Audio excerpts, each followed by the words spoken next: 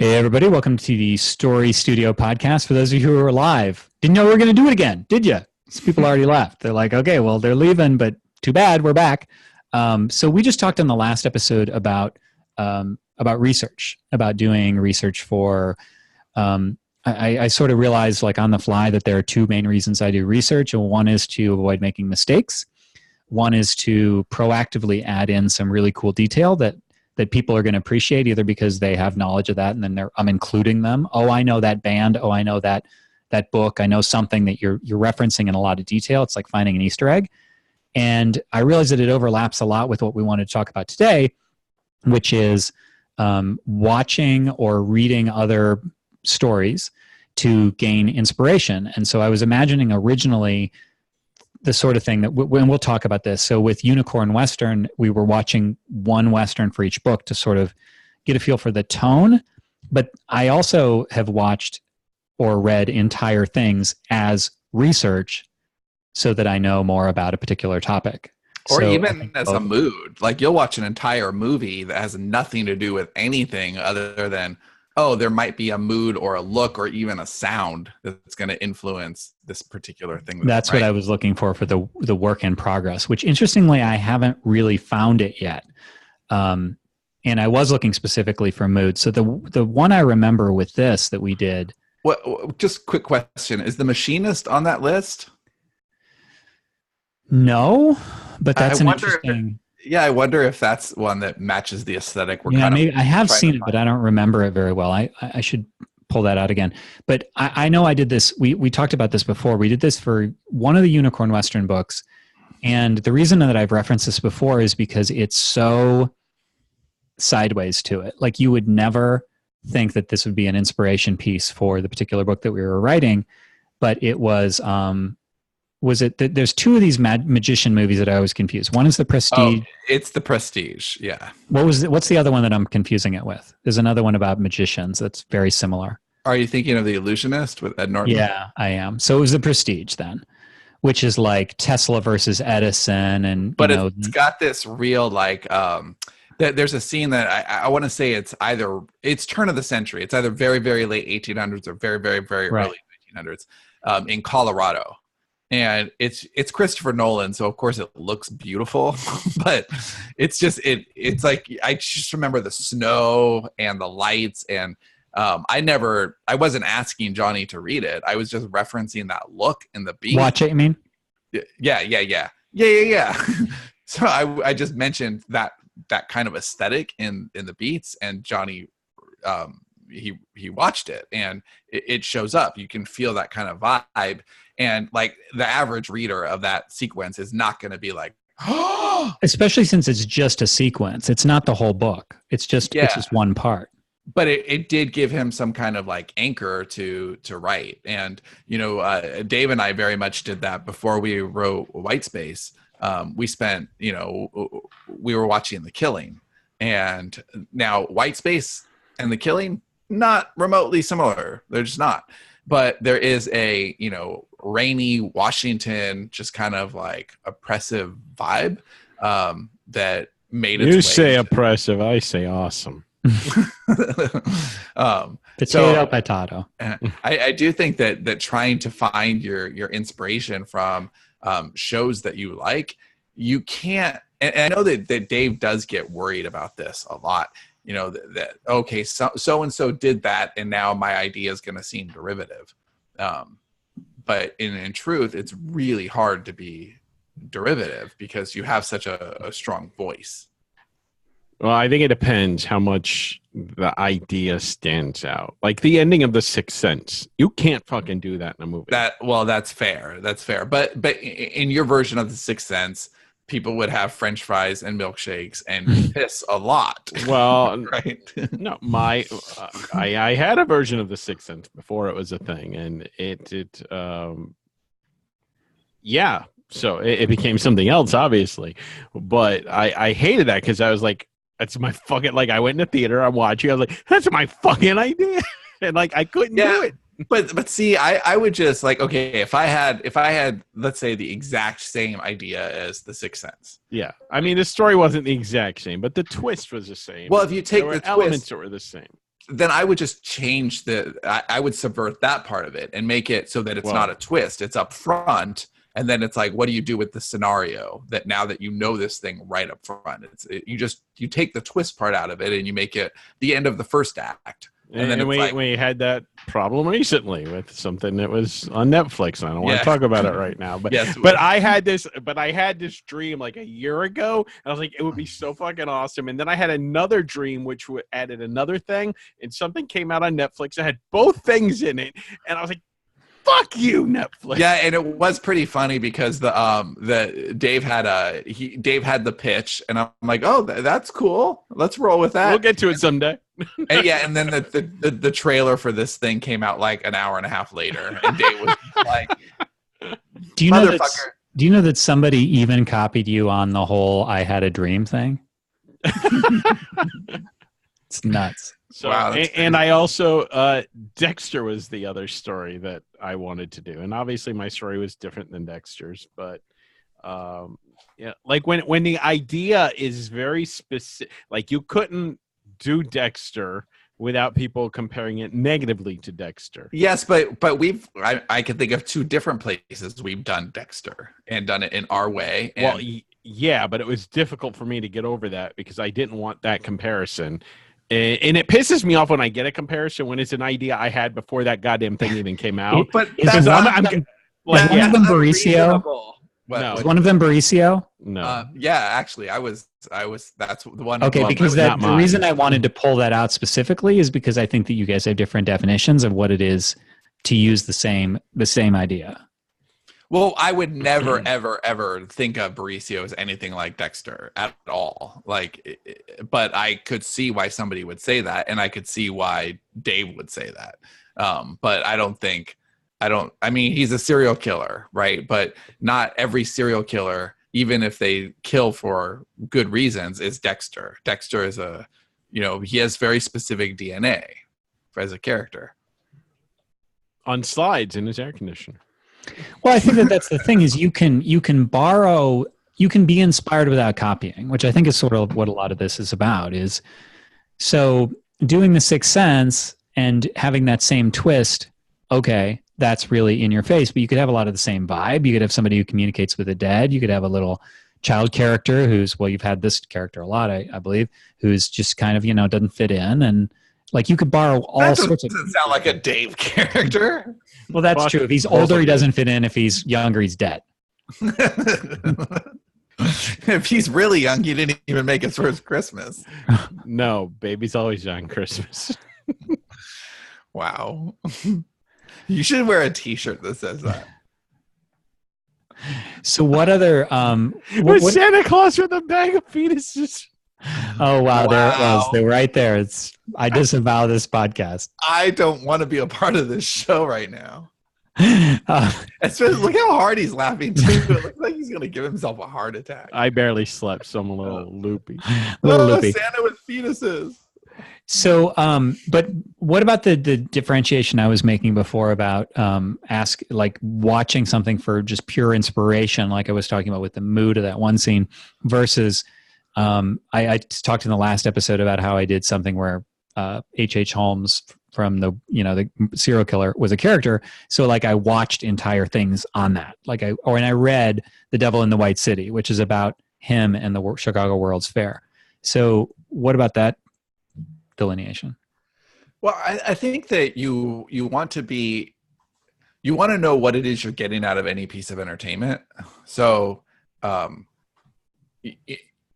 sometimes I'm watching something and it's specific, but most of the time it's not. Most of the time I'm watching whatever. And lately I'm kind of deferring to Cindy. Whatever she wants to watch is fine with me because I'm not specifically wanting to watch anything. And I figure whatever I'm watching will, ultimately influence in some way. So right now we're watching United States of Terror. And what I'm getting out of that is not at all what I expected. When I said, let's go ahead and watch that show, I thought it was going to be something with a cool performance from Toni Collette that was going to keep Cindy amused more than anything. But I'm seeing like what they do with the depth of character and, what they do, what they're trying to say with the things that we keep inside ourselves and the stories that we tell ourselves and the things that we do to protect ourselves.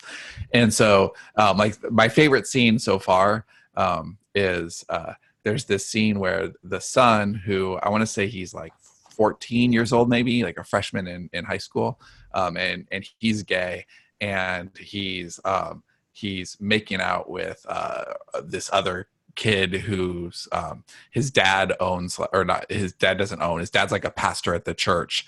And so they're hooking up, and then the mom changes. Her name's Tara, and she changes into T, who is the high school like I don't know, just real promiscuous high schooler, is this other form that she has. And so she seduces the boy that her son likes, and it causes this huge rift between her and her son, and her son is just furious at her. And Brie Larson, who plays the daughter, has been furious at her every episode. And it's the first time that you see her like sticking up for their mom and kind of like understanding what this thing that she's going through is. And she says, don't you realize she doesn't want you to get hurt, so she's trying to protect you. So she turned into T and took him away from you, because she can't forbid you to see him, but she could ruin it for you. And like they're doing really interesting things with character there that I wouldn't normally see. And I'm not planning on, I'm sure at some point we'll write a multiple personality story, because that kind of does fascinate me. But we have nothing. Yeah, we have nothing on the deck right now that's multiple personality.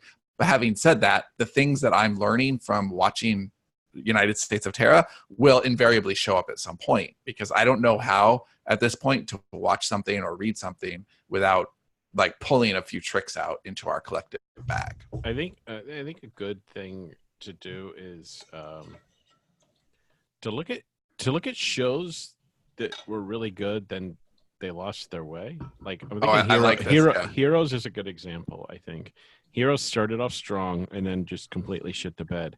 So you take something like that, you're like, okay, I want to do a show that doesn't get bad on right. Yeah.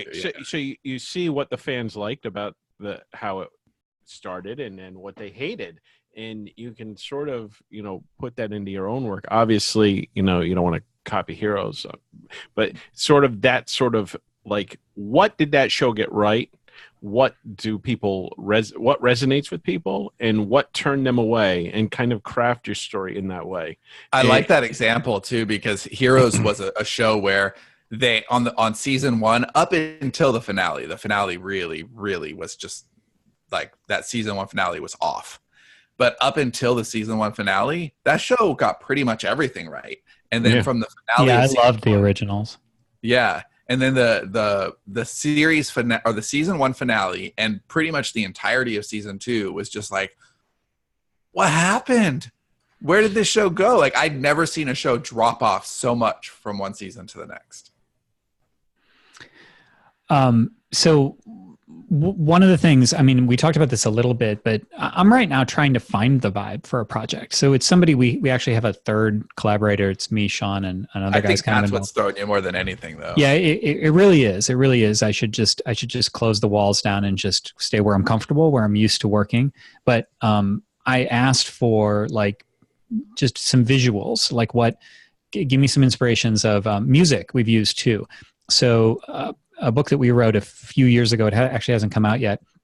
Sean and Haley, Sean's daughter, made a playlist, and they were all the songs were kind of like, they were all very feminine and angry, right? So they were kind of like girl revenge songs, basically. Yeah, and yeah, so, that's probably perfect. Girl right, and so listening to those, or at least aggressive. Aggressive, I would say, aggressive or revenge. They were both, or pissed off. And so listening to those, I know really kind of got me in the mood. I know that also when we were writing one of our more literary things, I listened to a bunch of Bob Dylan. Yeah. Which informed it while I was writing. With the Dream Engine, which is a steampunk sort of universe, I listened to the soundtrack for Sucker Punch, which is a Zack Snyder movie. And it's not a very good movie, really, but the soundtrack is really good. And it is beautiful. It is beautiful.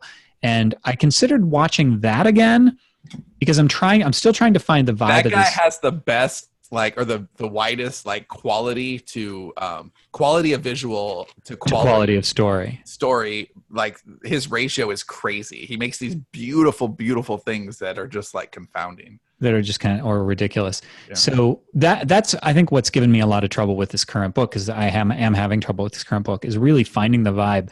So I've watched like a whole bunch of stuff, and nothing has really totally hit it for me yet.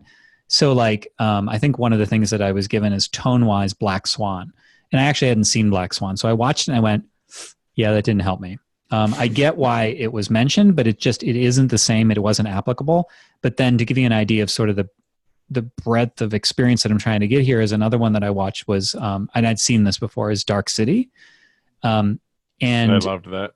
Yeah, and it had a really cool vibe, and but that wasn't quite right either. But that's a lot of what it is what would this look like on film? What would it feel like? Like, what would be the gut feel that that this would have? I think Primer was on that list too, and finding something like Black Swan, Primer, Dark City, and Escape from New York was another one that I watched on my own. Well, that's the problem. Blade Runner. You asked for a list, and the list of stuff was like there wasn't a lot. Yeah, there wasn't anything.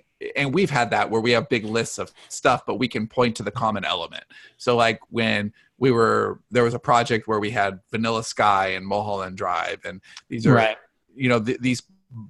These stories don't necessarily have something in common, but you could say, oh, well, they're all like some kind of weird fractured reality, or, there's something that you can say. Well, Sean, if you think of anything that feels like the right vibe for this for me, because my process way more than our third guy does. I feel like I really need to actually put some attention into this. I feel like I need to like put you onto the right movie, because it'll like. But it's so not about story, and that's the thing. I might know of the movie too. Like if you guys talk to me, I'd actually love to brainstorm that a little bit when we're done. Yeah, we should do that. Time. Yeah. But it is really just the mood, and that's what's so interesting about it. Is our third guy, when we were talking, was he was like, "Well, the stories are so different," and I said, "Well, the story doesn't matter. There's nothing of the Illusionist or not the Illusionist of the Prestige in that Unicorn Western book. There's nothing. There's nothing. No, that's not true. The one that well, there is some. Like there's like the Vanilla Sky, the Mulholland Drive. Looper? Have seen what? Looper? I have. Any vibe there? Because it's got kind maybe, but that's the thing. I feel like I've stabbed in the dark long enough that I need some precision shots. Kat Vansel points out something that I'd forgotten about Heroes. The writer's strike really hosed that show. Oh yeah.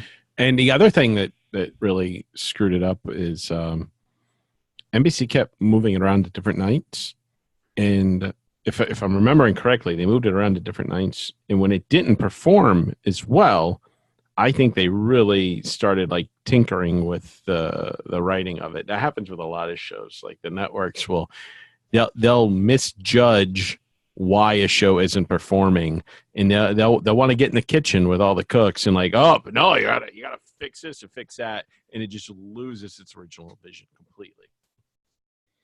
Yeah, that's true, but I think there was a little bit of hubris with Tim Kring there. I think that he thought like, because if you go back, do you remember what show was exactly parallel with Heroes?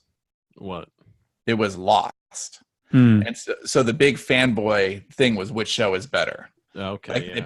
They both had their debut season, and they both came back for season 2, and it really was like which show is going to rule all, and it just never. And happened. I really think they Seiler took off in such a way that they wanted to neuter him a bit, and they're like, well, we can't have him doing that. Now people like him, and you forget what people liked him. Yeah, that's actually pretty hard now that I'm thinking about it, because I did watch season 1, and Seiler is the big bad guy in season 1, and he's a mystery. And then when you finally find out who he is and what he's doing, then it's like they fundamentally changed the character, and they did make him likable. And so you have to decide like what kind of, you almost need to know that in advance. Like if we're going to run into this guy, how are we going to set the stage where when he's likable, it doesn't ruin the plans for the show? And it feels like that may have happened there. Yeah, and it's hard to circle back from that. Johnny, this is a random question, but you've watched Under the Skin because you referenced it a couple of times. I think even in the Beats ones, right? How does that vibe? I have. That one is just so slow and plotting, and to me, it just, I don't know. It's a weird combination because it needs to have the vibe, but it needs to hook me too. I like that movie up until the end. Yeah, it just kind of petered out. Brutal ending. Yeah, brutal, but also it does just kind of end. Yeah. I mean, after some brutal shit, but I didn't particularly love that movie, and I think that's what would ruin it for me. Yeah, it has a cool vibe, but so like Dark City, cool vibe, and I really like the movie, and I think that and there's so much mystery in that. That's the other thing. In our current story, the one that's given me some trouble, there is a good deal of mystery, but it's not like the mystery of the character in Dark City where he doesn't even know and nobody knows. It's more like just the reader hasn't been let in on it yet. So finding some of those elements, that's actually a good question. Is I wonder what it takes what it is that makes a good inspiration for me anyway, versus one that just kind of misses. Upstream Never color. thought about that. Yeah. Nothing but mystery. They live. Well, like what elements work for you guys? Because I actually got, you know what would be really helpful to me, Sean, for this is if you could curate John's suggestions. So it's like he gave us too much. So he gave us visual inspiration. He gave us. Is that in a text or an email? That was in a text, but there's also like he gave us. I asked for audio too because I do like I'm inspired by what I listen to, but he gave us so much audio. Do you remember that? And it was all over the map. So trying to zero in on any specific thing, it's like I have too much vibe. And I've been trying to find it. I was listening to, I listened to the Sucker Punch soundtrack a little bit when I was writing it, and that didn't quite work. And then there was something else I tried, and then I wrote for a day listening to KMFDM, and for some reason that kind of worked, at least for the day, but it didn't work the next day. So trying to find like what is consistent, what keeps me in the mood, and I don't know if there's too much other shit going on. It just doesn't work or what. So here's his list. It's an interesting list. So Shutter Island, Primer, Old Boy, the original. Fuck, love that movie. Yeah, that has great use of I don't know, space, I guess. Groundhog Day, Jacob's Ladder, Memento, Looper, Moon, which I was just going to mention, actually, Cube, Dark City, Another Earth, Black Swan, Inception, Stalker, Under the Skin, Vanilla Sky, The Killing of a Sacred Deer, Donnie Darko, Gattaca, and Annihilation. Right, and I can see why those were on the list.